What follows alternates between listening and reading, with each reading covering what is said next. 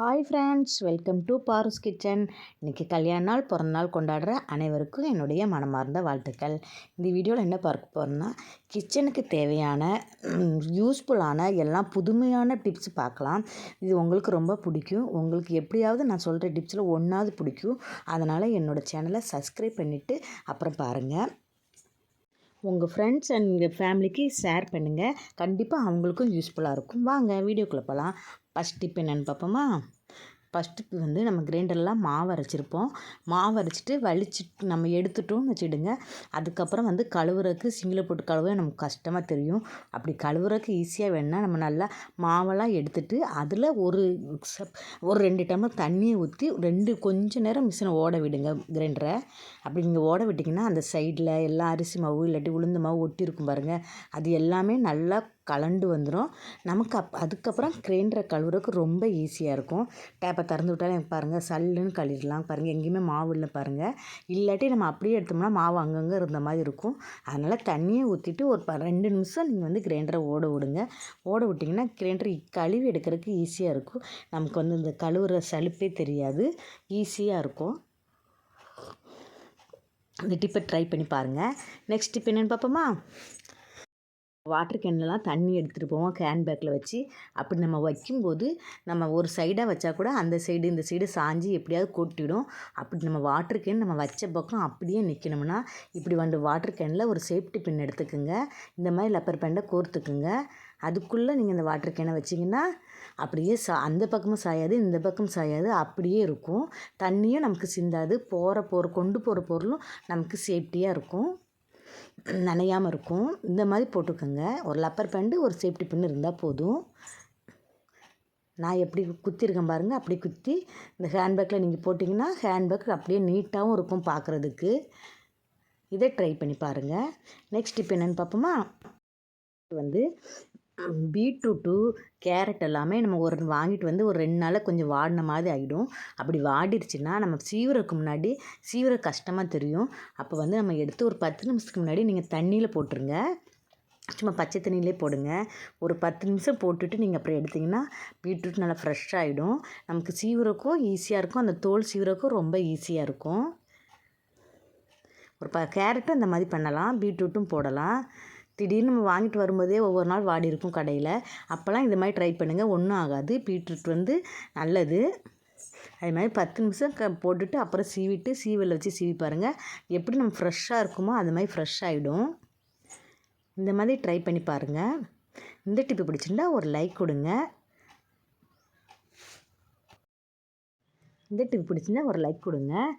அப்புறம் next tip என்னென்னு பார்ப்போமா? என்னோடய வீடியோவை ஃபஸ்ட்டு முறைக்கு பார்க்குறதா இருந்தால் சப்ஸ்கிரைப் பண்ணிவிட்டு பாருங்கள். ஒரு பொங்கல் ரெடி பண்ணிடலாம். பொங்கல் ரெடி பண்ணுறதுக்கு நான் சொன்ன மெத்தடில் நீங்கள் பொங்கல் ரெடி பண்ணினீங்கன்னா செம்ம டேஸ்ட்டாகவும் இருக்கும். தண்ணி ரொம்ப அதிகமாக ஆகாது, கம்மியாகவும் இருக்கும். நான் எந்த முறையில் சொல்கிறேனோ அந்த மாதிரி நீங்கள் ட்ரை பண்ணி பாருங்கள். 1 டம்ளர் பச்சரிசி எடுங்க, 1/2 டம்ளர் சிறுபருப்பு எடுங்க. எந்த அளவு எடுக்கிறீங்களோ அரிசி அந்த அளவுக்கு பாதி டம்ளர் வந்து சிறுபருப்பு எடுத்துக்குங்க. எடுத்துட்டு நல்லா கழுவிட்டு இது வந்து இப்போ 1/2 டம்ளர் ஆயிருக்கா, நம்ம வந்து தண்ணி ஊற்றுறோன்னா 3 டம்ளர் ஊற்றணும். ஆனால் 3 டம்ளருக்கு பதிலாக நீங்கள் கூட 1 டம்ளர் சேர்த்து 4 டம்ளர் தண்ணி ஊற்றுங்க. நல்லா கழுவிட்டு 4 டம்ளர் தண்ணி ஊற்றுங்க. அரை கப்பு 1 டம்ளர் அரிசி எடுத்து 1/2 கப்பு சிறுபருப்பு எடுத்துருக்கிறேன். இந்த மெத்தடில் நீங்கள் எடுங்க. அளவும் கரெக்டாக இருக்கும். நான் சொல்கிற அளவில் நீங்கள் தண்ணியும் வச்சிங்கன்னா பொங்கல் ரொம்ப தண்ணியும் வராது, நல்ல மெத்தடும் கரெக்டாக வரும். நல்லா கழுவிட்டு இதுக்கு வந்து நீங்கள் 4 டம்ளர் தண்ணி ஊற்றுறீங்க. 4 டம்ளர் தண்ணி ஊற்றினா கரெக்டாக இருக்கும். எப்படி தாளிக்கிற மெத்தடுன்னு நான் சொல்கிறேன்.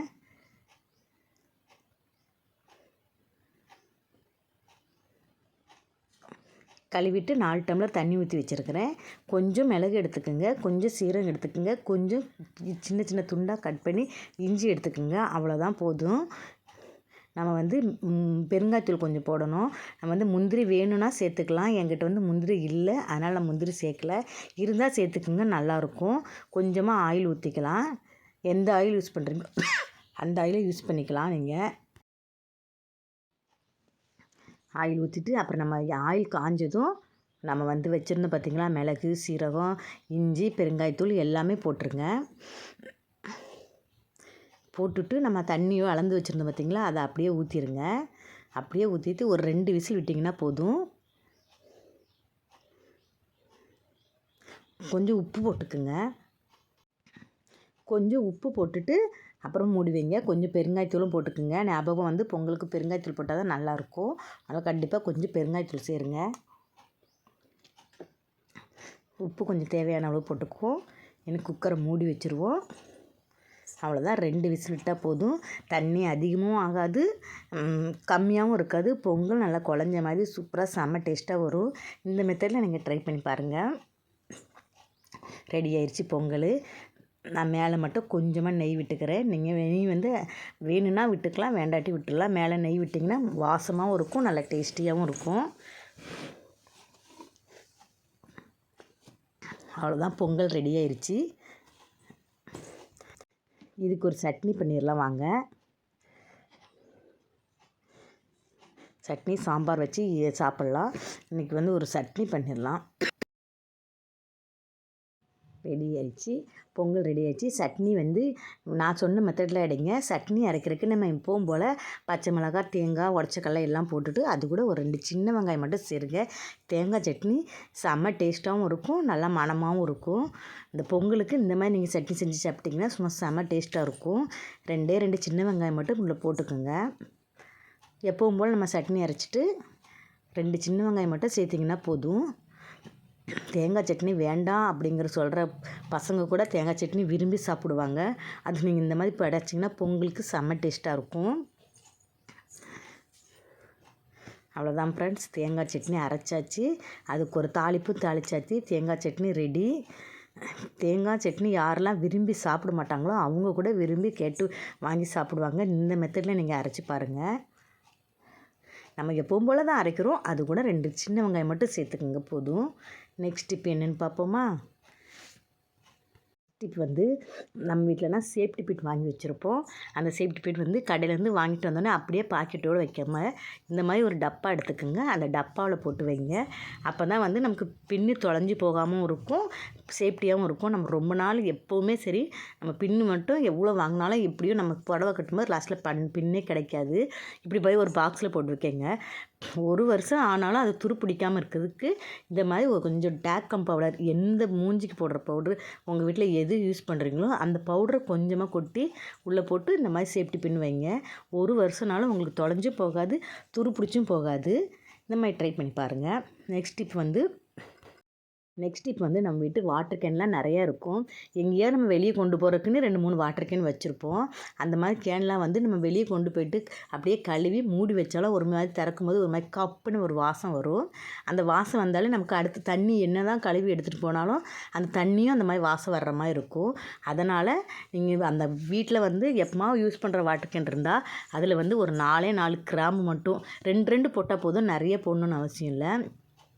2 கிராம்பு போட்டு அதுக்கப்புறம் நீங்கள் மூடி வைங்க.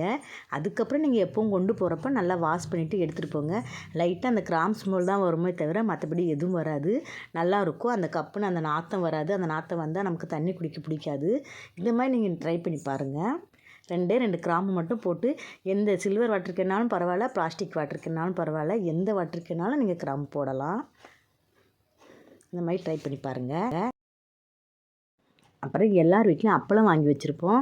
அப்பளம் வாங்கி வச்சாலே ஒரு மாதிரி வண்டு பூச்சி வந்துடும் கொஞ்ச நாள்லேயே. அது வந்து ஒரு மாதிரி ஸ்மெல்லும் ஒரு மாதிரி வந்துடும். அப்படி எதுவும் வராமல் இருக்கிறதுக்கு நல்ல ஒரு சில்வர் டப்பா எடுத்துக்குங்க.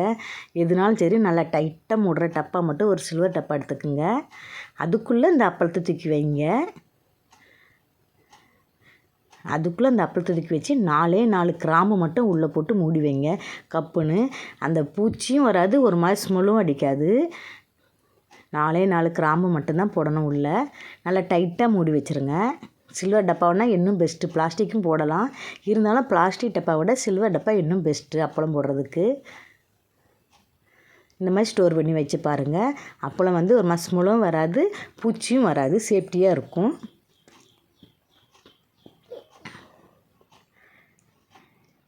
நெக்ஸ்ட் இப்போ வந்து நம்ம வீட்டிலலாம் ஆரஞ்சு தோல் இருக்கும், அதை தூர போடாமல் ஃப்ரிட்ஜிலலாம் தூக்கி வச்சோம்னா ஒரு மாதிரி ஸ்மெல் வரும் பாருங்கள் ஃப்ரிட்ஜை திறந்ததும். இந்த மாதிரி நம்ம ஆரஞ்சு பழம் வாங்கிட்டு அதை தூக்கி தூர போடாமல் அதை எடுத்து ஒரு சின்ன கிண்ணத்தில் வச்சு நீங்கள் ஃப்ரிட்ஜில் வச்சு பாருங்கள். அந்த ஃப்ரிட்ஜை திறக்கிறப்ப அந்த ஆரஞ்சு பழ வாசம் தான் வருமே தவிர அந்த பேட் ஸ்மெல் அடிக்காது. எதுக்கெனவே நிறைய நான் பேட் ஸ்மெல் அடிக்கிறதுக்கு ஐடியா கொடுத்துருக்கேன். இந்த ஐடியாவும் நீங்கள் ட்ரை பண்ணி பாருங்கள். இதுவும் பெஸ்ட் ஐடியா. நம்ம என்ன தான் க்ளீனாக வச்சாலும் ஃப்ரிட்ஜுங்கிறது அந்த இதை காமிக்க தான் செய்யும். நெக்ஸ்ட் இப்போ என்னென்னு பார்ப்போமா. நம்ம வந்து காய் சீவுறதெல்லாம் இந்த மாதிரி கொஞ்ச நாள்லேயே ஒரு மாதிரி மழுங்கின மாதிரி ஆகிடும். நம்ம என்ன தான் சீவினாலும் அது சீவ முடியாது, ரொம்ப கஷ்டமாக தெரியும். அப்போ வந்து இதேமாரி ஒரு ரூபா காயினோ 2 ரூபா காயினோ எடுத்துக்கோங்க. எடுத்துகிட்டு நல்லா சீவி விடுங்க. அதில் அது வந்து ஷார்ப்னஸ் கொடுக்குற மாதிரி நம்ம கத்தியெல்லாம் தீட்டுவோம்ல, அந்த மாதிரி இதை வச்சு நல்லா சீவி விட்டிங்கன்னா அந்த பிளேடெல்லாம் நல்லா ஷார்ப்பாகிடும். அதுக்கப்புறம் நீங்கள் சீவி பார்த்திங்கன்னா சூப்பராக பீட்ரூட்டு கேரட்டு எதுவுமே நல்லா சீவும். நல்லா தேய்ச்சி விடுங்க. முன்ன பின்ன வச்சு அப்படியே தேய்ங்க. நம்ம காய் எப்படி நம்ம சீவுவோம் அது மாதிரியே நீங்கள் தேய்ங்க. தேய்ச்சிங்கனாலே சூப்பராகிடும். அதுக்கப்புறம் நீங்கள் சீவி பார்த்திங்கன்னா அசந்துடுவீங்க. நெக்ஸ்ட் இப்போ என்னென்னு பார்ப்போமா. நிறைய நம்ம தேங்காய் எண்ணெய்லாம் வாங்கி ஸ்டோர் பண்ணி வச்சுருப்போம். ஆனால் எல்லா ஆயிலை விட தேங்காய் எண்ணெய் வந்து ரொம்ப சீக்கிரத்தில் ஒரு மாதிரி சிக்கு வாசம் வந்த மாதிரி வந்துடும். அப்படி வராமல் இருக்கிறதுக்கு 4 மிளகு மட்டும் உள்ளே போட்டு வைங்க. அந்த சிக்கு வாசனை வராது. என்ன தான் நம்ம 1 லிட்டர் வாங்கினா கூட தேங்காய் மட்டும் ரொம்ப சீக்கிரமாக வந்துடும் சிக்கு வாசம். அப்படி வராமல் செக்கில் வாங்கினாலும் சரி கடையில் வாங்கினாலும் அப்படி தான் இருக்குது. அதனால் நீங்கள் அது வராமல் இருக்கிறதுக்கு 4 மிளகு மட்டும் போட்டு வைங்க. சிக்கு வாசமே வராது. அவ்வளோதான் ஃப்ரெண்ட்ஸ். இன்றைக்கி வந்து உங்களோட இவ்வளோ டிப்ஸை நீங்கள் பகிர்ந்துக்கலாம் எனக்கு ரொம்ப சந்தோஷம். என்னோடய வீடியோ பிடிச்சிருந்தா நீங்கள் வந்து உங்கள் ஃப்ரெண்ட்ஸ் அண்ட் ஃபேமிலிக்கு ஷேர் பண்ணுங்கள், லைக் பண்ணுங்கள், கமெண்ட் பண்ணுங்கள். பாய்.